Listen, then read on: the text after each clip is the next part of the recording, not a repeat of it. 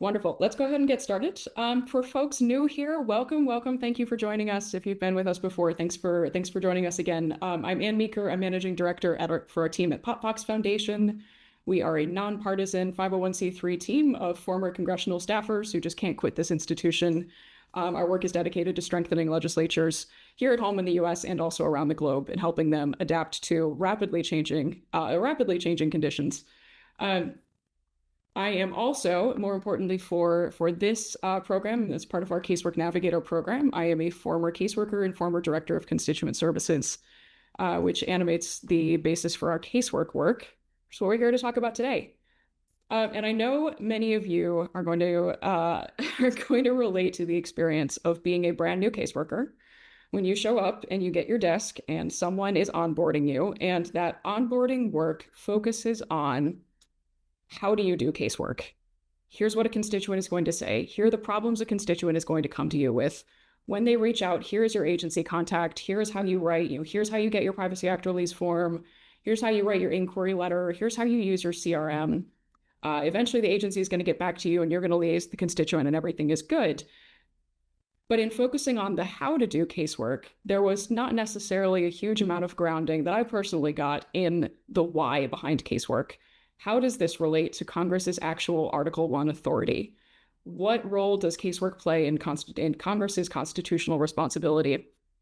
And what are my legal? And then as I became a more experienced caseworker and ran into more cases where, the agency wasn't responsive in the way that we hoped they would, where the agency said they couldn't share something that we thought that they could, where it seemed like the agency may not be following the law as we were interpreting it.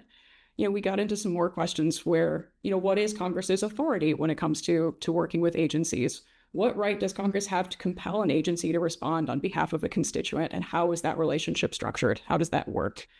I know I definitely picked up some of it along the way, and definitely I think there are some oral traditions about what is Congress's constitutional responsibility with casework that get passed among caseworkers.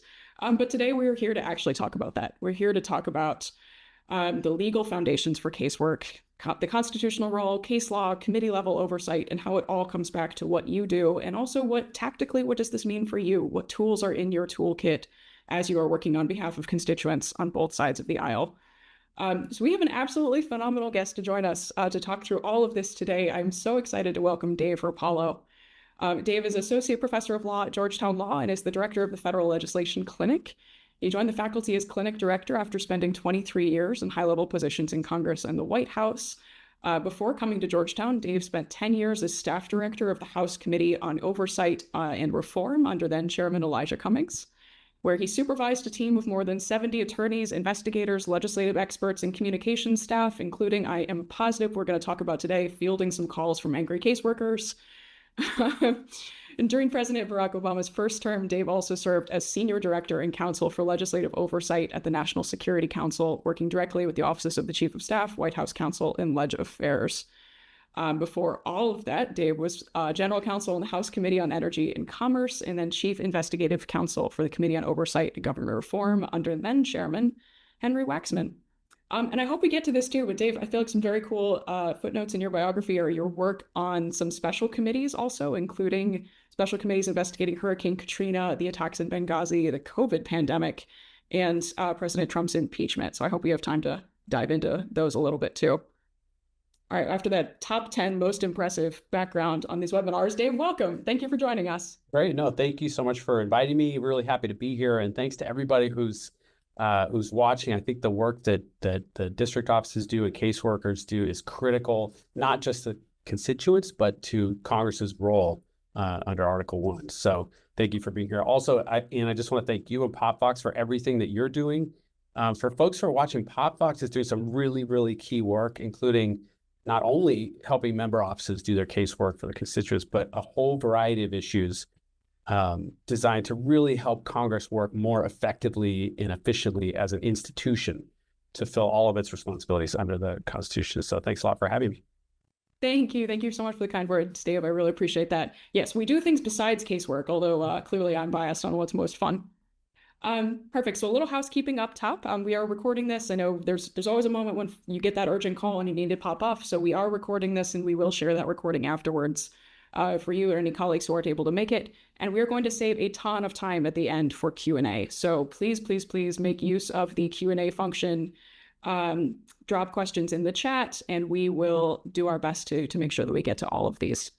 So with that, Dave, we shared a little bit about your background, but I know, again, speaking from my own experience as a fresh caseworker, I had zero idea what actual committee level oversight was when I started. And I wish I had known what it was earlier, and that would have given me a different perspective on the work that I did. So can you just share a little bit about what does the oversight committee do? What is the day-to-day work of that committee? And then how committee level oversight differs from what individual member offices can do? Sure thing. And just for some additional background, your intro was fantastic. Thank you for that. And I should just mention that I started as like a really lowly junior temporary counsel on a little subcommittee in the House in the minority. And so I learned a lot in that role. But in 2009, you mentioned I went to work for the White House. So for the first 2 years under the Obama administration, so I really got more of an insider's look at how the executive branch thinks about congressional requests and how to respond to them.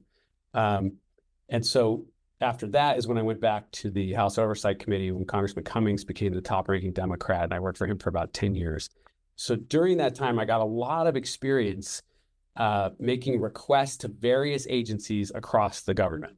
And the staff watching probably know that the Oversight Committee's jurisdiction is very broad. So we had authority to ask for information from virtually any agency.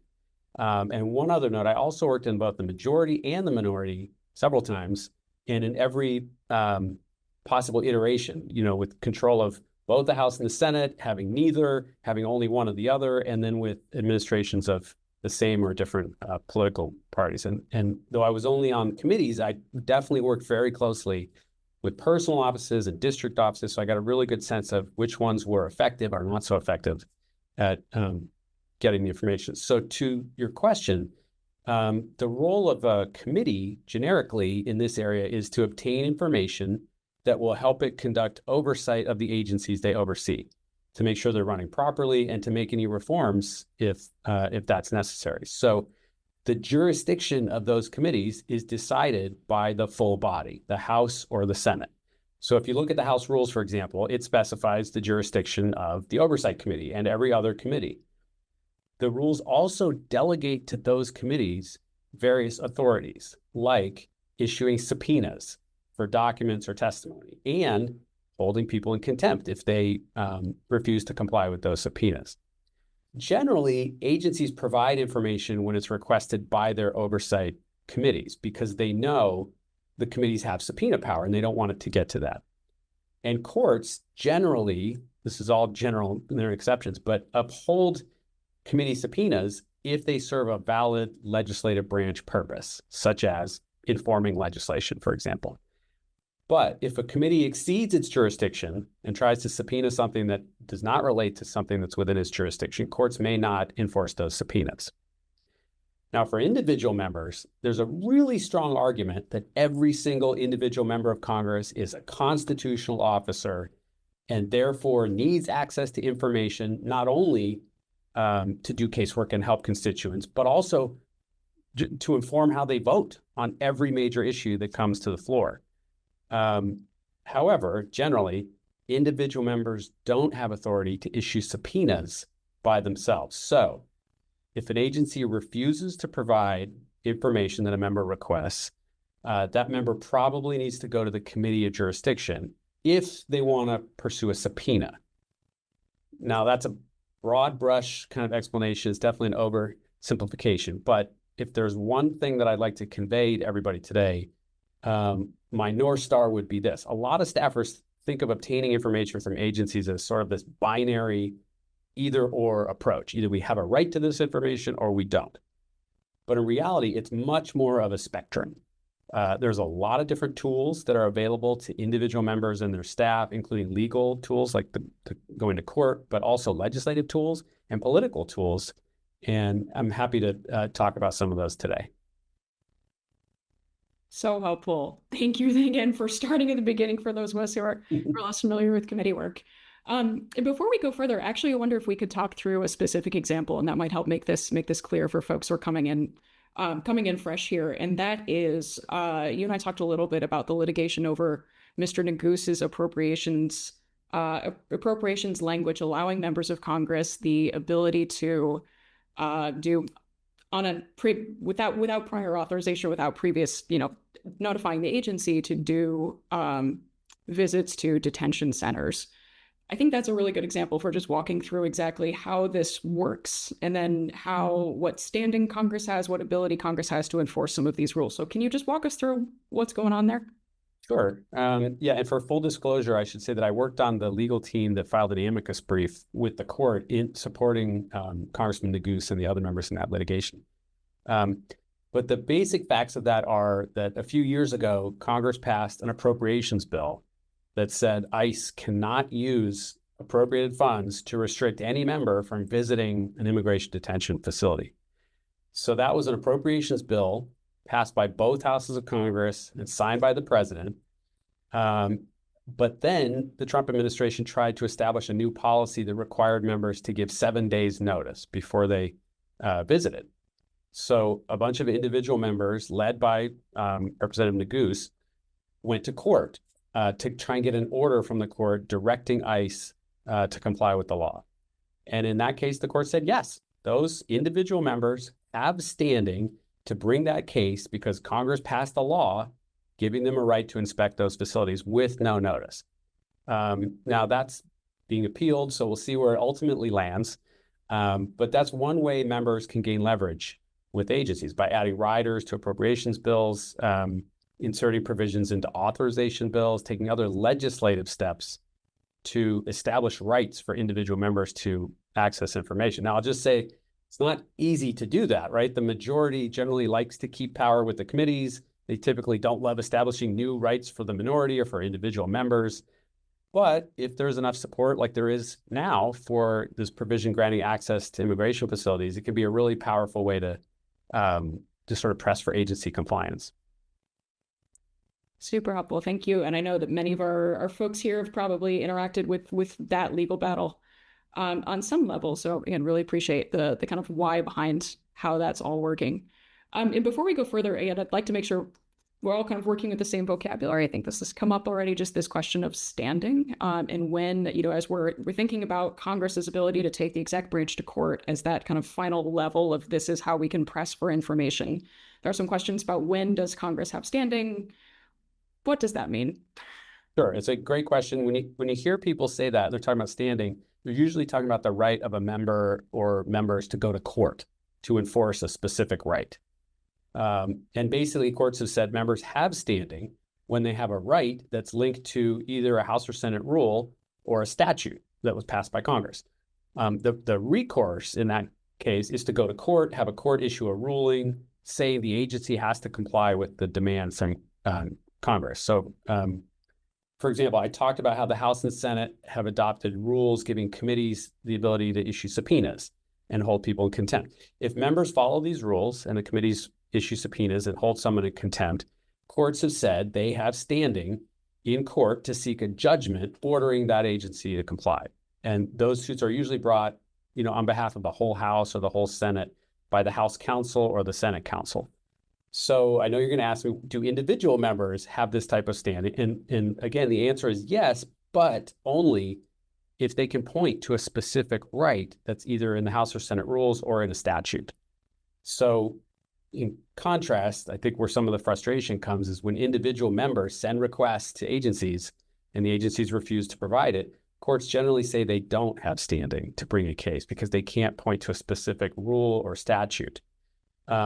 Now, there are other rules and statutes that individual members can use, like FOIA, for example. Just like any individual citizen, members can request information using FOIA, and they can litigate when agencies refuse because that's a statute that was passed by Congress. But again, coming back to the sort of North Star, finally, a court case is just one option that members have where they might be able to get the information. So when we're talking about recourse, we really want to expand that beyond just seeking subpoenas and going to court and look to all the tools that the members might have. Yeah, and let's dive in on those tools. As we've talked about some of the spectrum, you say this is a whole toolkit. It's not binary. There are a lot of different things that member offices can do. So just bringing this back to casework and thinking very tactically on a caseworker's level. So when you're working an inquiry, you're working a really tough inquiry, you think you need something from the agency that seems like it's going wrong, and the agency just doesn't respond, or they don't respond, they don't give you the information you're looking for, the response doesn't quite address your question. What is the full toolkit there? Yeah, and this is really the key, as I said, like thinking of it not as a binary choice of going to court and doing nothing, but instead looking at the whole range of tools. And I happen to be working on a paper right now that surveys a lot of these tools, and the paper is called "Mapping Minority Investigative Rights in Congress." And we can make it, it's just draft right now, but we can make it available. I think you just popped it in there. And I encourage everyone, just download it now and then keep it on hand as a resource when you're dealing with these kinds of issues. So it has not only specific rules and statutes, but a ton of precedents from both sides of the aisle. And it can really show you how these tools can work. So let me just say at the outset, there's way too many tools for me to go into given the time we have today. So instead of that, let me just sketch out like the 4 broad categories that I talk about in the paper. So first are House or Senate rules that relate directly to the investigative function of Congress. So an example of this would be any member of a committee can make a motion for a subpoena when an agency refuses to comply with a voluntary request. Any member of the committee can do that. Now, of course, you need a majority to vote in favor of the motion, but just offering it sometimes can be effective. It can highlight publicly when an agency refuses to produce basic information and start to put some pressure on the agency to produce it.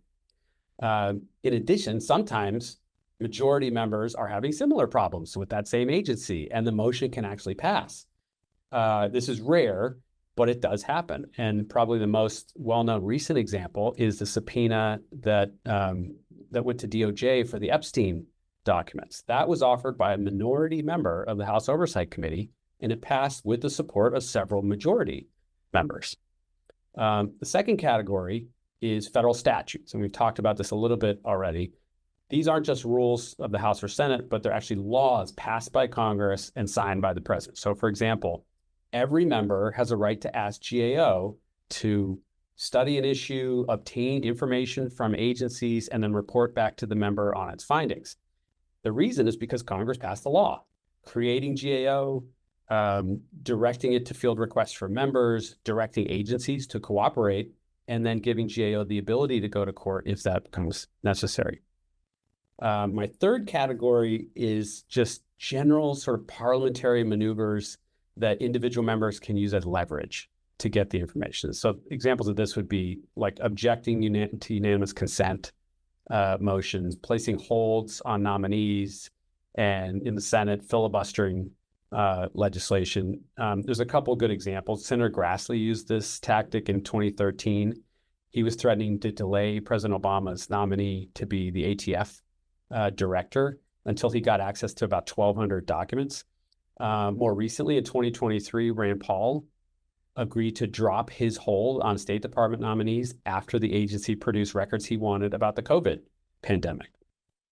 So these are just sort of general parliamentary ways that you can hold things up until you get the information you want. And then finally, my last category is the whole range of other tools that don't rely on congressional rules or statutes or these parliamentary tactics. So for example, these can be obtaining information from whistleblowers, doing your own district level surveys of information, seeking information from other sources that might have the information, not from the agencies themselves. And there's a host of others in the paper. So there are a lot of specific tools. You can read all about them in the paper, but the general point is that individual members can develop a strategy to mix and match these tools, to combine them in a way that highlights the issue, captures public attention, and then, if necessary, escalates the pressure on the agencies to get the documents. And very few of these rely on going to court.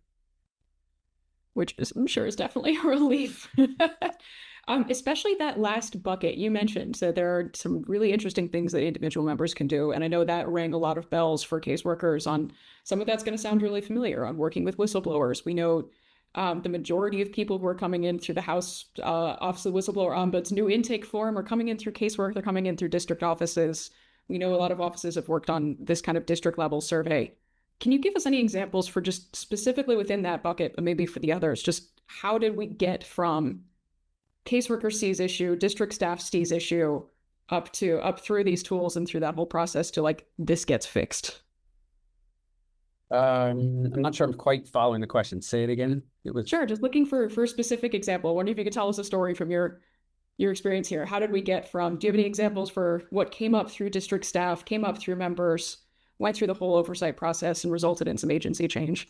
Yeah, well, I know, I mean, from our perspective on the committee, we really valued input from the district offices and from caseworkers because, you know, they were the ones who really knew what was going on the ground. They were the ones fielding the calls from constituents, going to the town halls and you know, really engaging with these issues locally. So when Mr. Cummings was our chair, one of the biggest investigations we did was on the increasing price of prescription drugs. Mm-hmm. And in that case, we definitely relied on some of our individual members. Now, Senator Peter Welch was a member of the House then. He was on our committee. He raised the issue with us internally. He had been hearing a lot about it back home. And the particular issue that he wanted to focus on was the price of insulin. And, you know, he not only focused on that, but he also focused on the issue that at the time, the federal government was prohibited by law from negotiating with drug companies, which just seemed crazy to us. So his efforts to bring that information to the committee were really helpful. And he based that on his folks back home.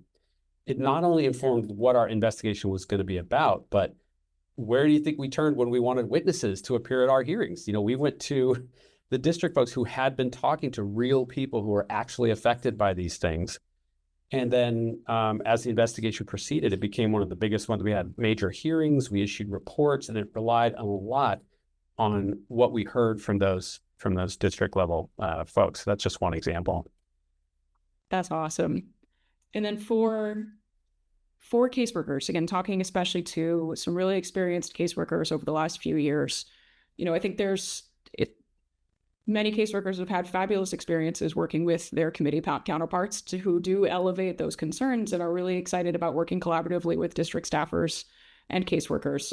Others have had a little bit less luck. You know, where committee staff they're based in DC. They may not be familiar with what casework is and what it does and how, like, the dedication, the professionalism, the expertise that caseworkers bring to this work.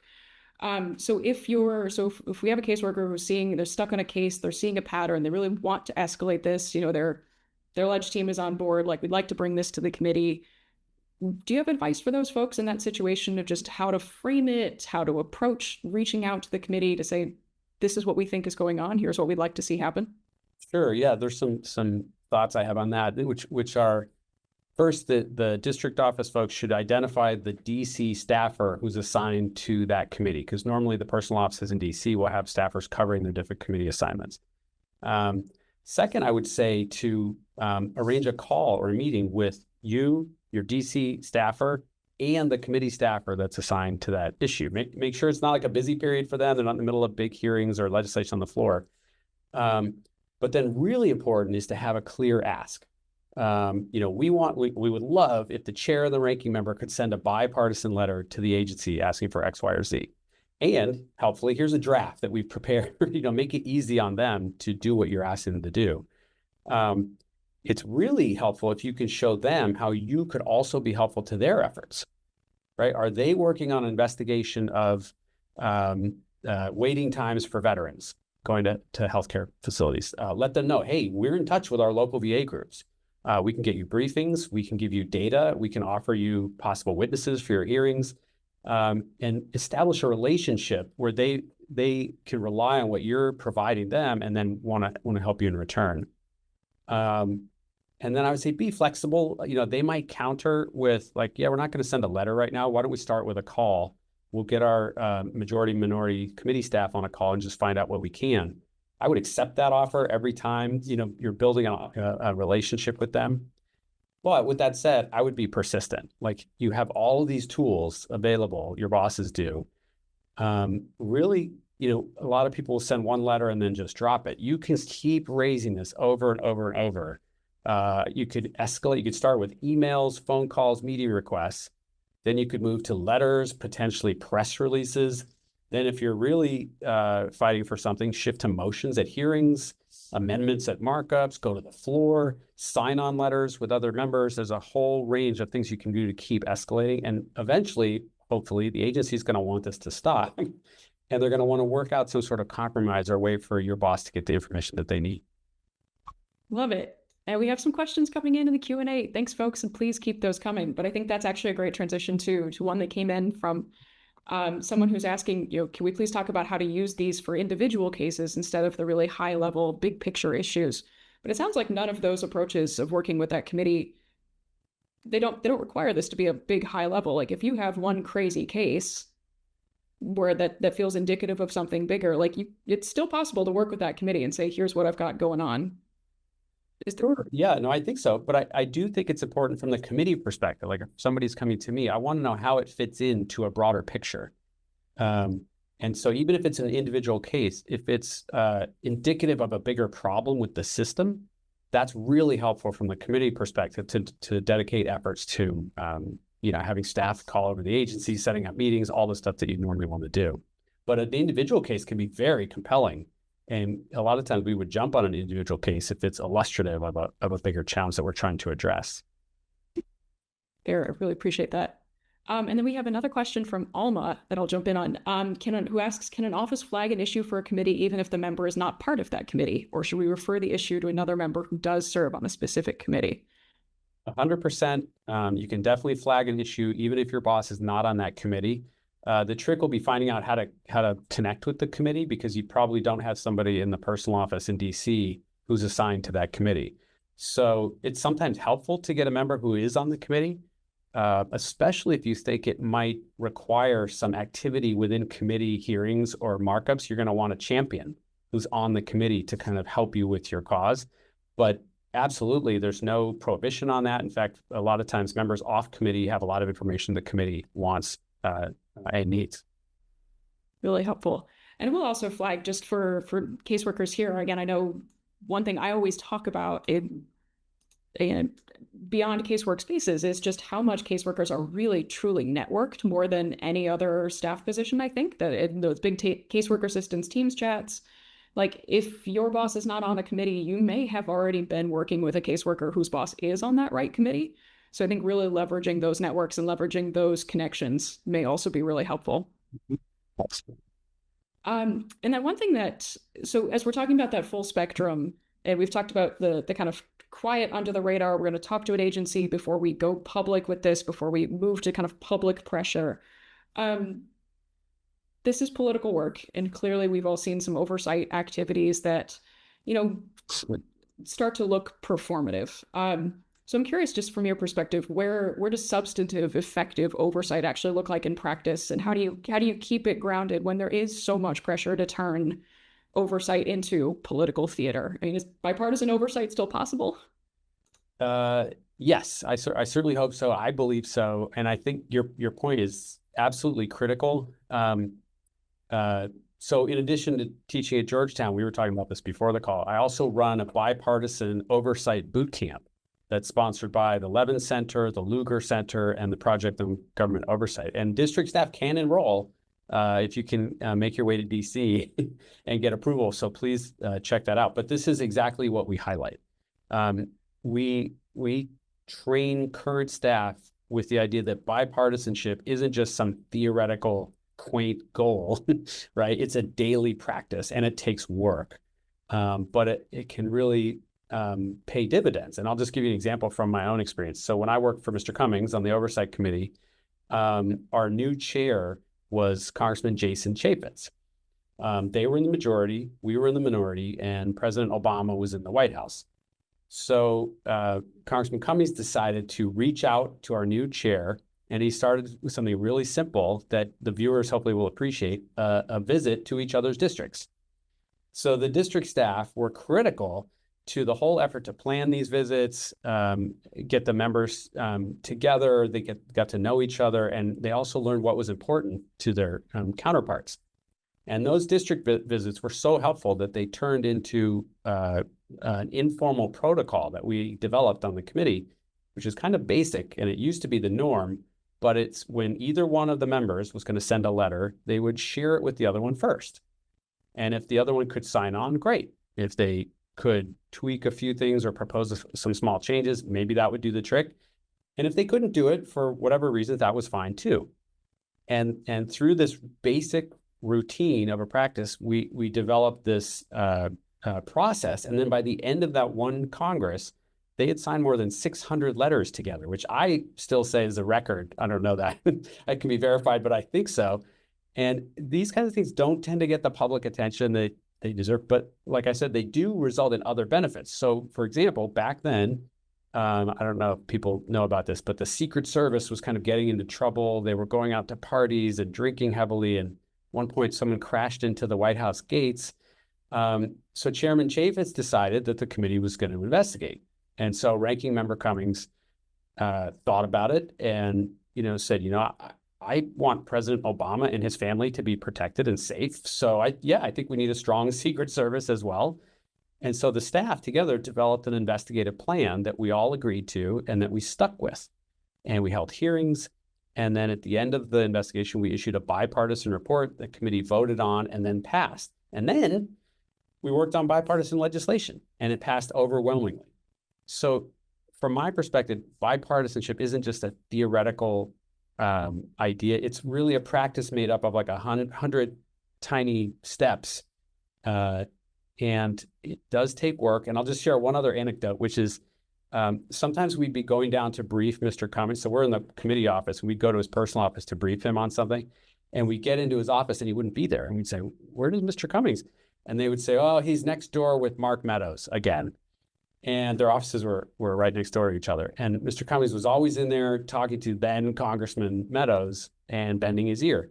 So at the time, we were in the minority and we were trying to get really basic information from DHS about how many kids were being separated from their families at the border. And this was during the first Trump administration, but DHS was refusing to provide it. So Cummings started to do this tactic, raising it at every hearing, coming back to it over and over again, and he would say, isn't there one other member on the majority side who will join me in this letter for this basic information? And then sure enough, one day, Representative Mark Meadows raises his hand and said, okay, I'll join your letter. And so that was an example of how that really does take a lot of work. Mr. Cummings passed away in 2019, but because of all of his efforts like this, he was really respected across the political spectrum. And in fact, at his memorial service in the Capitol, Mark Meadows spoke. And today, the House Oversight Committee hearing room is named after him. So that, of course, I'm biased. He was my boss for a long time, but he really put in work to try to establish connections with people on the other side. And it really did pay off in terms of small things that we could demonstrate.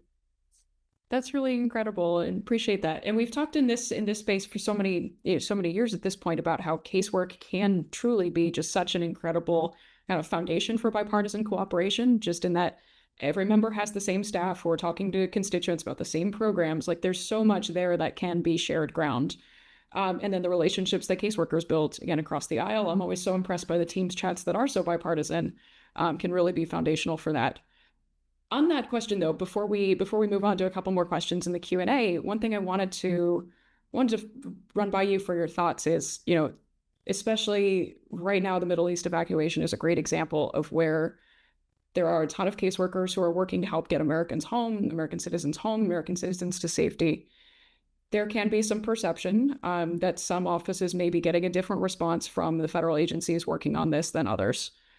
Some of that this is a political job. That's going to be a little bit natural. Some offices may have a different connection, but I think there's a little bit of growing frustration across several agencies that some offices in one party may be getting different responses than offices in another party. So just from your perspective, if a caseworker is noting, from their relationships, from these Teams chats, if they're noticing what looks like a political pattern in how agencies respond to their inquiries, how should they think about that? How should they document it? Is that something for them to kind of raise red flags over? Or is that just politics and the cost of doing business? Yeah, it's a real problem. And I knew this was going to come up, so I took some notes, but it's been getting worse over time. And I say that not as a partisan, but as an institutionalist on behalf of Congress. So let me just give you the context of the legal part of this, which is, well, let me highlight first one case that everybody should be familiar with. It's called Murphy versus Department of the Army. So what happened in that case is an individual member of Congress asked the Army for an internal memo about a dam project that was being constructed in his district. And in that case, the Army provided the internal memo. Later, some outside parties tried to get that same memo through FOIA, but the Army refused to provide it under FOIA. So those outside parties took the Army to court and said, under FOIA, we demand it because Congress got it. So in that case, it went up to the DC Circuit, and the court held that the Army, when they provided the information to Congress, didn't waive its right to withhold it to the general public under FOIA. And the reason I mention this case is because when the court made this decision, it highlighted in some great language that members of Congress have constitutional authority to obtain information from agencies that goes well beyond ordinary members of the public. And let me just read you 2 lines from what the court said. Number 1, he said, all members have a constitutionally recognized status entitling them to share in general congressional powers and responsibilities, many of them requiring access to executive information. Then the court said this, discussing individual members. Each one of them participates in the lawmaking process. Each has a voice and a vote in that process, and each is entitled to request information from the executive agencies to enable them to carry out the responsibilities of a legislator. So this is really strong language establishing that members have a constitutional basis for requesting information specifically about information in their districts and casework. And so everybody should feel free to cite that case, and you can get the exact language. Again, it's in my paper. Now, the big caveat here, obviously, is that the Army provided that information to the member voluntarily. So the court didn't say what would happen if the Army refused. And as we've talked about, courts generally do not support lawsuits from individual members. So in terms of how agencies respond, you're absolutely right. There's been an evolution over time. So going back to the Reagan administration, DOJ issued guidance, and they said, even though agencies aren't required to provide individual members with information that might be exempt under FOIA, they should, and I quote, give very careful consideration to any access requests received from a member of Congress. Now, in 2017, the Trump administration took a much more divisive approach. There was a White House lawyer who reportedly told the agencies, stop responding to requests from any minority members, even ranking members, and provide information only in response to majority committee chairs. And so when they did that, DOJ issued a new opinion, different from the Reagan one. And they argued for the first time that individual members lack any constitutional authority to even request information as part of their legislative duties. Now, perhaps not surprisingly, that DOJ opinion completely ignored that case I mentioned, Murphy versus the Army. So what I love about this is the most forceful response to the DOJ memo in 2017 came from the chairman of the Senate Judiciary Committee, Senator Chuck Grassley. He sent a phenomenal letter to President Trump in 2017, and he criticized this new DOJ policy. And this is what he said. He wrote, all members need accurate information from the executive branch to carry out their constitutional function, to make informed decisions on all sorts of legislative issues covering a vast array of complex matters across our massive federal government. But that's not all he did. Remember, we were talking about all the tools available to members. Next, Senator Grassley put a hold on President Trump's nomination of Stephen Engel to head up the Office of Legal Counsel at DOJ. So to get out of this hold, Engel wrote a letter to Senator Grassley, and he admitted that individual members, in fact, and I quote, are authorized to seek such information in their roles as constitutional officers. He also said that the executive branch would seek to satisfy the legislative needs of members and may well provide information to members that goes beyond the FOIA statute. Now, for good measure, Senator Grassley also got a letter from the White House saying that 2017 DOJ letter, quote, was not intended to provide and did not purport to provide a statement of the administration's policy. So Senator Grassley got all these concessions. He lifted his hold, and Mr. Engel was confirmed. So if anyone says, well, there's a 2017 DOJ opinion saying individual members don't have authority to ask for this information, they're wrong. Okay, you can send them my paper, or better yet, send them Senator Grassley's letter and the letters he got back from the administration. Now, that doesn't mean you can go to court to force the agency to comply. For that, you have to use some of these other tools that we've discussed. Absolutely incredible. And I will just say, personal perspective, I was doing casework in 2017, and it's just wild to think like the future of casework and the entire legal basis for casework was just being litigated in these letters. And with Mr. Grassley's heroic efforts on behalf of casework and Congress's right to do casework. And it just didn't even really make its way to a lot of the folks who would be most impacted by that legal battling. So it's very, very cool to hear the whole backstory here. And I would be so curious. I know we have a good number of folks on, and many of whom have been doing casework for a long time. If anyone has actually run into an agency citing that 2017 memo, I would be so curious. If you have, go ahead and raise your hand. I will unmute you. We'd love to just hear about that whole experience and how you handled it. Incredible. And that actually, again, I know we have a few other questions in the Q&A, but I just want to stay with this for a second. I know there are some offices, and again, in a bipartisan way, who have been discussing, what can Congress do to further delineate, further articulate what an agency's responsibility is in responding to Congress on these constituent services issues. And there's some talk about, should we follow the Nagus example and add this as an appropriate rider? Should this be a standalone bill that just sets out some ground rules for how casework interactions should work? If you were talking to staffers who were thinking about how to write that in a way that would be effective, where would you start? Would you have any advice for those folks? Well, it sort of goes back to the point I was making earlier, that it's very difficult to establish new rights for individual members or members of the minority. But if there is bipartisan interest, that's the key, I think. So a lot of times what we'll recommend if an office is struggling is there one other member on the other side who shares your concerns and would sign on to a letter. Having a letter, I know from personal experience, having a letter come from two members, one of each party, goes a long way towards agencies, their antenna going up, like, oh, maybe we should respond to this. So that's why I really wanted to emphasize Mr. Cummings and his bipartisan efforts to work with other members if possible.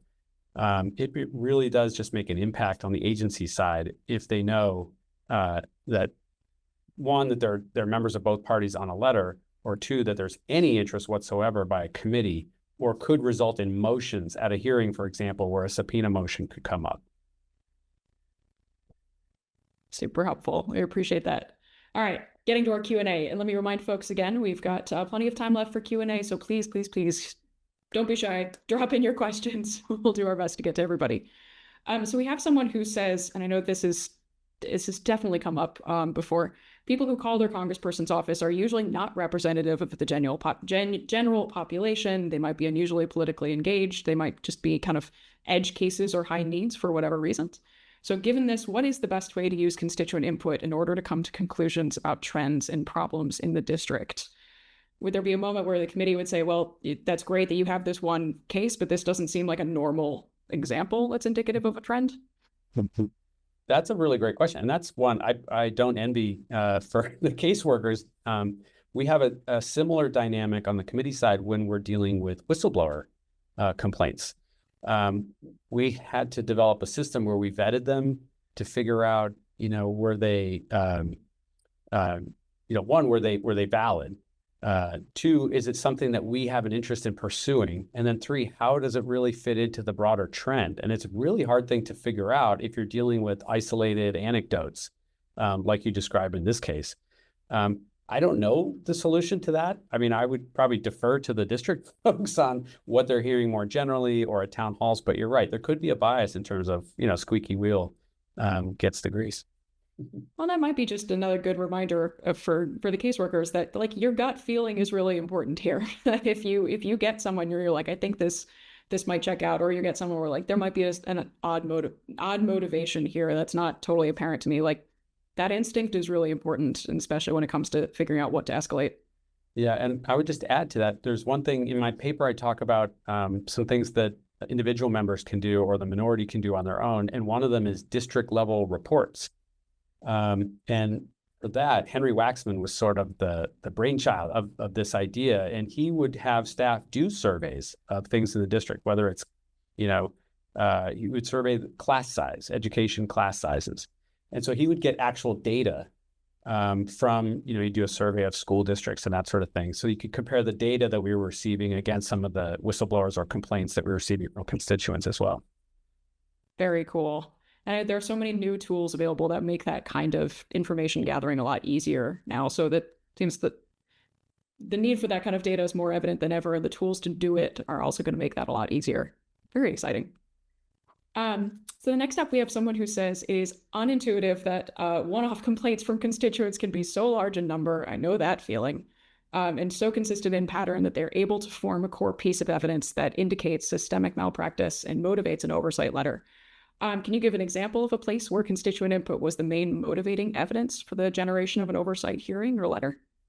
Well, definitely on the drug price investigation, we were flooded by letters and calls and people. And to be fair, Mr. Cummings had been working on that issue while he was in the minority, so that when he transferred into the minority, he was able to, launch the investigation pretty quickly.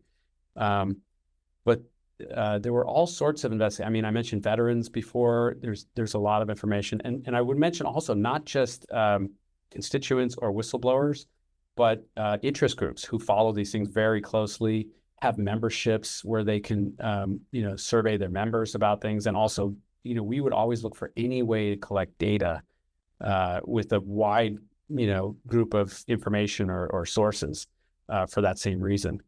But yeah, those are just a couple examples, but there are many, many more, I would say. Very cool.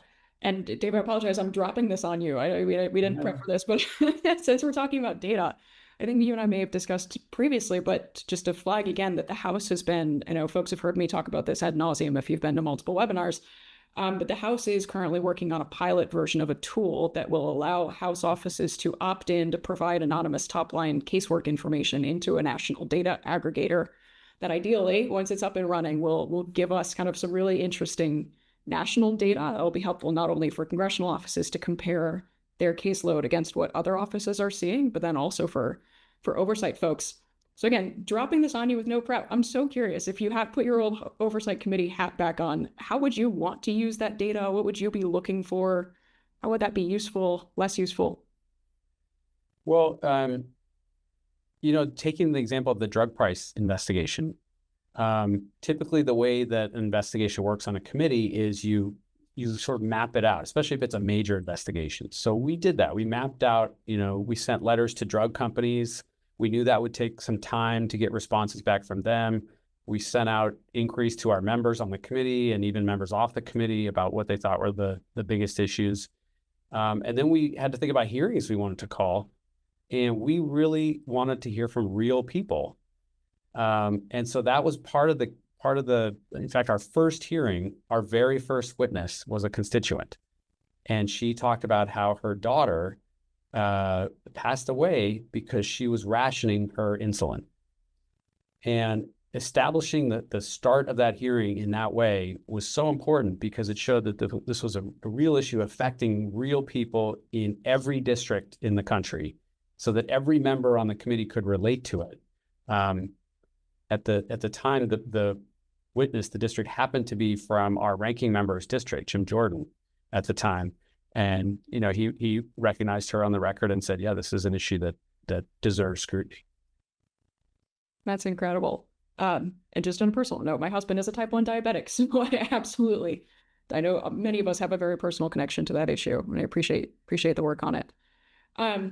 One other question we have here, very interested in, is someone asks, what are some initiatives or pieces of infrastructure that offices should have in place if they're trying to better leverage casework to advance those strategic interests as a whole? I know we've raised the casework aggregator question. We've talked in other webinars about how offices can think about maintaining their internal data so that offices can do that kind of matching of, we've got this one case, is it a pattern, is it a trend? So Dave, I wonder if you could just share a little bit about what if you have an office coming to you saying, I've got this case, or I've got this trend, maybe what's the full spectrum of information you would want from that office? What's going to make that request something that can be used strategically? Well, first, I would love to see whatever they have, as it exists there. And then we could talk to them about, okay, well, what would be helpful for us is if we could amplify this one piece. Like, you have a lot of anecdotes. Can we get some data on, on trends that are happening in your district? But what I'd really be interested in is, can I replicate that, because I'm from the committee side, more broadly? So can we do state level inquiries, or regional, or even national if possible? Because like I said at the beginning, the committee's interest is going to be overseeing their agencies and their programs and making sure they're running effectively. And if changes are needed, to ultimately legislate. So in an ideal world, a committee investigation is supposed to inform that process. That doesn't mean we can't highlight specific instances where there's been waste, fraud, or abuse, or mistreatment of a constituent, or that sort of thing. But from the committee's perspective, they're always thinking in terms of more global. So if there's something excellent going on in a district that's brought to the committee, one of our first questions might be, ooh, this sounds pretty good. I wonder if we could replicate this on a broader level. Actually, really interesting. And if we can stay there for a second, especially I know for a lot of caseworkers, they have really tight relationships within their delegations. And I know those delegations can be really effective in trying to bring to the committee, figuring out, is what we're seeing, like taking the VA for an example, because I was a VA caseworker. Like, if we're seeing a bunch of VHA issues, is that an issue with our VHA system for our region, our VISN, or is this a national issue? So how, from the committee perspective, are there opportunities to really plug into like local oversight or regional oversight, or are you looking national? Well, one thing we might do is start with the region, with the local VISN, right? And say, we don't know the answer, whether it's a broader problem. Right now, we're focusing on the problems that we know about. And so we might do a freestanding investigation just of that one office. Then, once that investigation concludes, or even in tandem with it, we might say, well, now we need to figure out, is this a systemic problem that we need to address more broadly? So out go all the document requests to all the regional offices, and we see what we come up with. Awesome. That makes a ton of sense. And actually, while we're on that, another question for you too. So I know one thing in our Casework Navigator newsletter, we are always flagging IG reports from agencies that seem like they're tracking onto casework. This IG just did a report, and that we suspect folks have seen this in casework. So here's what you need to know about what the IG told you. What's the relationship between agency inspector generals and kind of committee level oversight? Is it collaborative? Are they parallel? How does that work? It's a great question. Each committee oversees certain agencies, right? So like the Transportation Committee will oversee the Department of Transportation. So they have a really good relationship with those IGs, with the agencies they oversee. The Oversight Committee, we have sort of a parallel jurisdiction across the entire government. So we would talk to all of the IGs. In addition, the Oversight Committee also has legislative jurisdiction over IGs. So establishing them, and if they're in need of reform in some way, the legislation about IGs would go through the Oversight Committee. But to your point, we would often, when we were developing our investigations at the beginning of the year or at the beginning of a Congress, we would survey the IG reports and say, okay, what are the top issues that they've been focusing on? Is there something that we could dig in more on and have a positive result? And one example, we came across an IG report that the Department of Defense had done about a contractor that used to build spare parts for aircraft. And the IG did sort of an audit, select things, and found overcharges with certain spare parts. And they had tried to recoup those charges from the contractor, but were not having success. So it was an isolated issue with one contractor, but we decided to have a public hearing about it. And we called in the IG, we called in the contractor, and we asked the contractor, put a lot of pressure. Why aren't you repaying those overcharges? And didn't have a lot of great answers. But at the end of the day, they cut a check to the Treasury for millions of dollars. We always joke that we paid for our committee operations in that single hearing. But to the other point about then expanding it, we said, okay, well, if this is a problem here, could it be a broader problem also?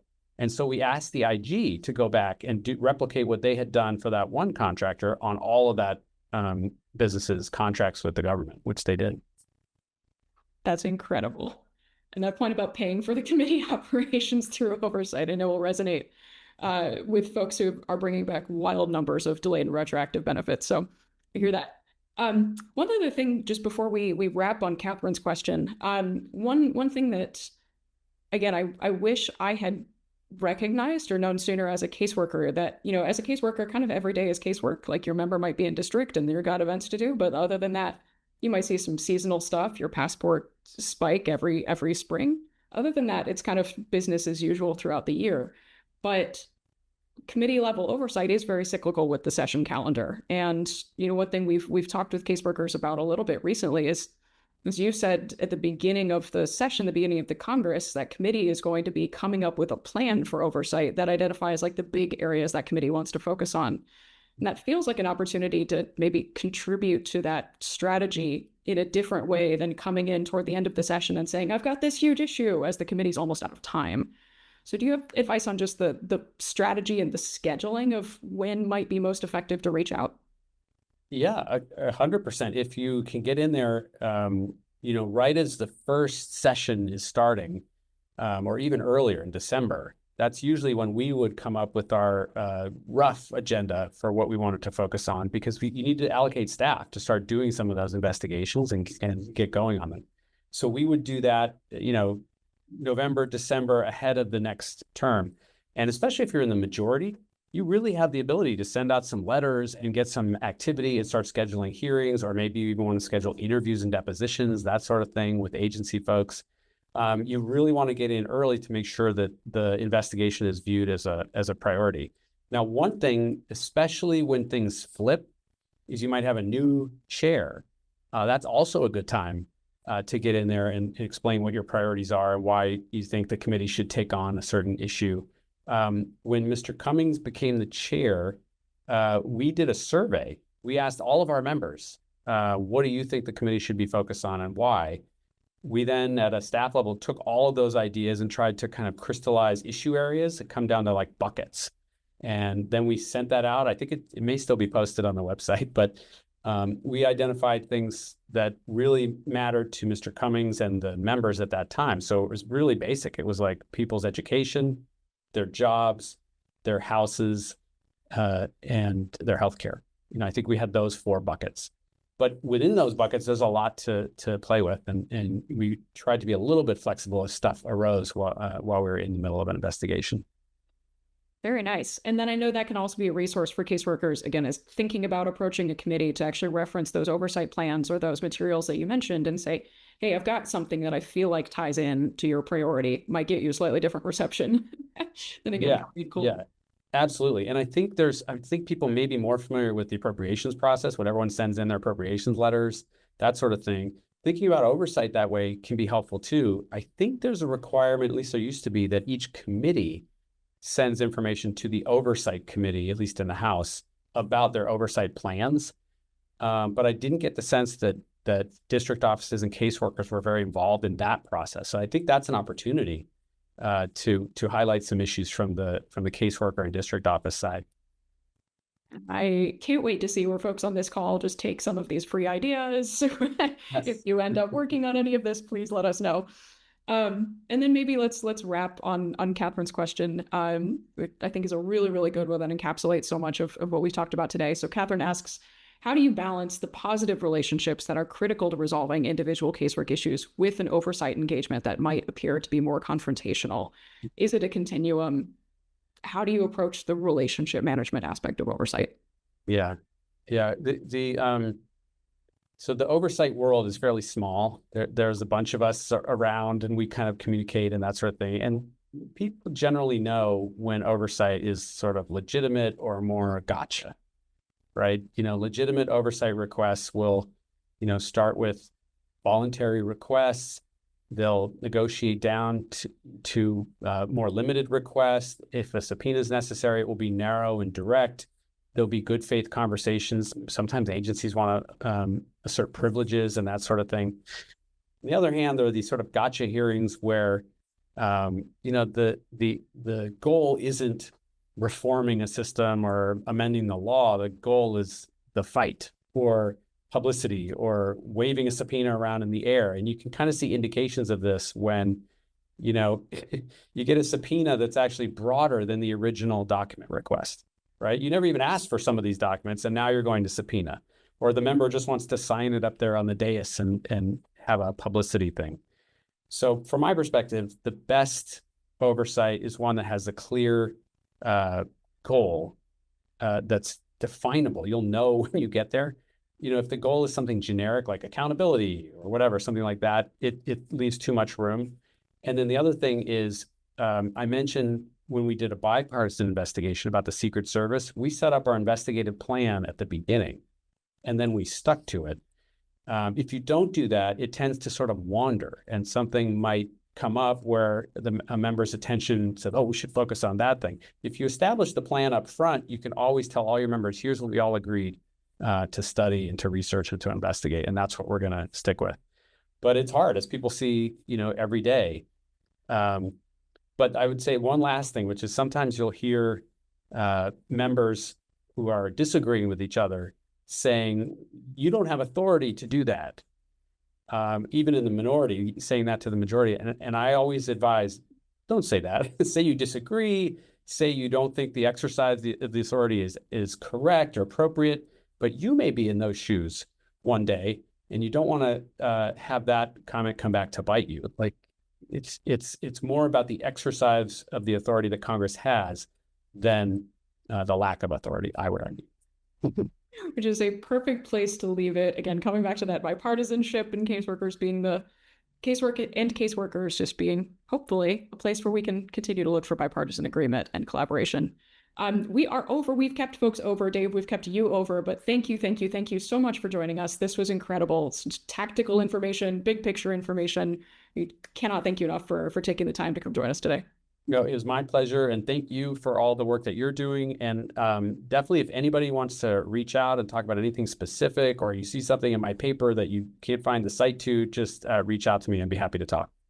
Perfect. I know you're going to get some folks taking you up on that. Perfect. Well, everyone, thank you again for joining us. Always good to see some familiar faces here. And all of our casework resources, and including the recording of this webinar, are at popvox.org/casework. And then I am also available if there's anything else that we can do to be helpful. So thank you again, everyone, and have a wonderful rest of your afternoon.